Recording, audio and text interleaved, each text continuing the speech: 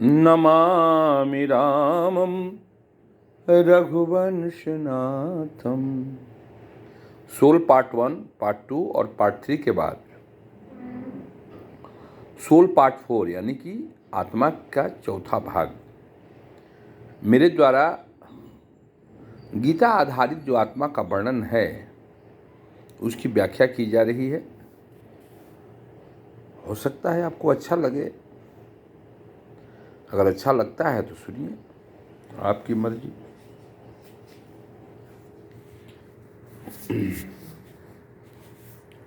Arjuna is advised herewith by the Lord not to lament for the bodily change of his old grandfather and his teacher. इस शारीरिक जो परिवर्तन होगा, मृत्यु को प्राप्त करेगा, उसके लिए पछतावा मत करो। He should rather be happy to kill their bodies in righteous fights so that they may be cleansed at once of all reactions from various bodily activities. तुम युद्ध में उनको सही तरीकों से पराजित करो, उन्हें मारो, सो दैट कि वो सही ढंग से अपनी आत्मा का सम्मान कर सके।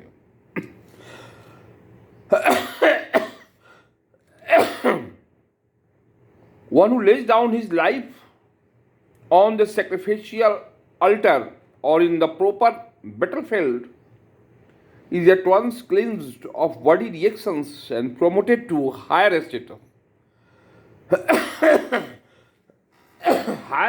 of life. So there was no cause for Arjuna's lamentation. Lamentation माने पछतावा। 23वें श्लोक में भगवान कृष्ण कहते हैं, नैनं छिद्यन्ति शस्त्राणि नैनं दहति पावका नैन चैनं क्लेद्यांतापो न शोष्यति मारुतः।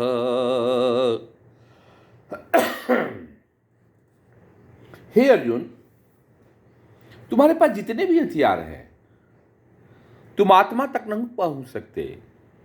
तुम शस्त्रों से उसकी हत्या नहीं कर सकते हो। ये तो शरीर का होता है, आत्मा का नहीं। न जल भिजा सकती है, न हवा सुखा सकती है, न आग जला सकती है। आत्मा इन सबसे परे है। The soul can never be cut to pieces by any weapon, nor burned by fire, nor moistened by water, nor withered by the wind. All kinds of weapons, swords, flame weapons, rain, weather, tornado weapons are unable to kill the spirit soul. It appears that there were many kinds of weapons made of earth, water, air, ether, etc. in addition to modern weapons of fire. Even the nuclear weapon, यहाँ तक कि परमाणुक हथियारों का भी तुम प्रयोग करके देख लो, आत्मा तक ये नहीं पहुंचते हैं। आत्मा शरीर में रहती है, शरीर के गुणों का रसास्वादन वो जरूर करती है। तभी तो आदमी मृत्यु के पश्चात सब विद्वान कुल में जन्म नहीं लेते। कुछ लोग जानवर कुल में भी जन्म लेते हैं, जो गुस्सैले प्रवृत्ति को होते हैं और अपनी क्रोध को रोक नहीं पाते हैं, वो गुस्सैले जानवर होते हैं। कुछ जो शांति प्रिय होते हैं वो पंछियों में जाते हैं। जिनकी बोली में जहर घुला रहता है वो नाग बन जाते हैं। तो नाग बनना, शेर बनना, पंछी बनना या पेड़ बनना इनके कर्मों पे आधारित है। उसमें इनकी आत्मा तो रहती है, but you people should know body is changed, soul is never changed. Soul इनके गुणों में रमन करते हुए भी, इनके गुणों का रसास्वादन लेते हुए भी सोल आपको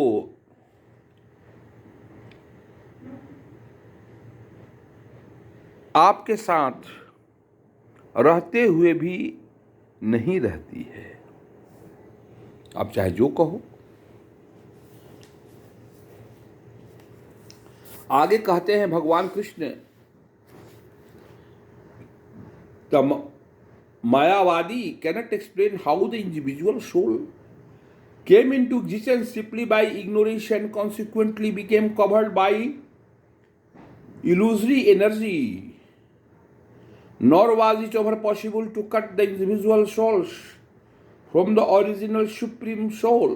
Rather, the individual souls are eternally separated parts of the supreme soul. Because they are atomic individual soul eternally Sanatana, they are prone to be covered by the illusory energy, and thus they become separated from the association of the Supreme Lord. Just as sparks of a fire, although one in quality with the fire, are prone to be exhausted when cut out of the fire. In Bara Puran, the living entities are described as separated parts and parcels of the Supreme. They are eternally so, according to Bhagavad Gita also. So even after being liberated from the illusion, the living entity remains separate identity. As is evident from the teachings of the Lord of Krishna, Arjuna became liberated by knowledge received from Krishna, but they never became one with Krishna. कहते हैं कि illusion, भ्रम की स्थिति बनी हुई है। सर्पज्ञ ज्ञानः, रज्जु सर्प ज्ञान, रस्सी को देख करके जैसे सर्प का ज्ञान हो जाता है, ऐसा लगता है कि रास्ते में पड़ा हुआ रस्सी नहीं है, सर्प है। उसी तरह से जब हम शरीर को देखते हैं तो लगता है कि ये आत्मा है और ये मर जाएगा, लेकिन नहीं, आत्मा मरता नहीं है। आत्मा में भ्रम की स्थिति मत पालो। आत्मा तुम्हारा पुनरपि जननम पुनरपि मरणम के सिद्धांत पे चलती है। बार बार जन्म लेती है और बार बार ये मरती नहीं है, शरीर मरता है। पुनरपि जननम पुनर्मरणम, ये शरीर का होता है। आत्मा इसके फलों को खाती है, लेकिन शरीर अपने कर्मों के मुताबिक जो कर्म जैसा होता है उस प्रकार का पुनः शरीर प्राप्त होता है इस आत्मा को। इसमें आत्मोद्धार करना पड़ता है। तुम शरीर में स्थित इंद्रियों पे मन, इंद्रियों पे बुद्धि और बुद्धि के पर मन के द्वारा इनका नियंत्रण करो। और इस शोक में तुम मत रहो, इस पछतावे में मत रहो कि मैं मार दूंगा। कोई हथियार आत्मा को मार नहीं सकता है। ये आत्मा अजर अमर, नैनं शिष्यति शास्त्र नैनं छिद्यन्ति शास्त्राणि नैनं दहति पावकः न चैनं क्लेद्यान्तापो न शोष्यति मारुतः। तुम हथियार शरीर पे चलाओगे और क्या तुम नहीं चलाओगे तो क्या इनको मृत्यु प्राप्त नहीं होगी? जो जन्म लिया है वो मरेगा ही। इस तरह से भीष्म हो, द्रोण हो, दुर्योधन हो या तुम्हारे सगे संबंधी जो कौरव के पक्ष से लड़ रहे हैं, उनके खिलाफ लड़ने में तुम्हें कोई संकोच नहीं होना चाहिए, कोई पछतावा नहीं होना चाहिए। भगवान कृष्ण कहते हैं कि जो इल्यूजन है, जो भ्रम है, इस भ्रम से तुम बाहर निकलो। तुम शरीर को देख रहे हो, आत्मा को नहीं। आत्मा ही मुख्य है। वही शरीर को छोड़ करके दूसरे शरीर में आ जाएगी, तब क्या करोगे?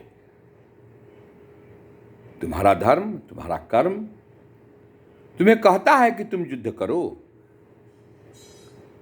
आत्मा पर तुम प्रहार कर नहीं सकते। आत्मा तो अजर अमर है, न आग जला सकती है, न पानी उसे भिजा सकती है, न किसी हथियार से मारा जा सकता है, न हवा सुखा सकती है। फिर ये भ्रम में क्यों हो तुम? द्रोण, कृप हो, भीष्म हो, दुर्योधन हो, तुम्हारे सगे संबंधी होंगे, लेकिन युद्ध भूमि में तुम अपने धर्म का पालन करो। युद्धस्व युद्धस्व, युद्ध करो, युद्ध करो। जय श्री राम।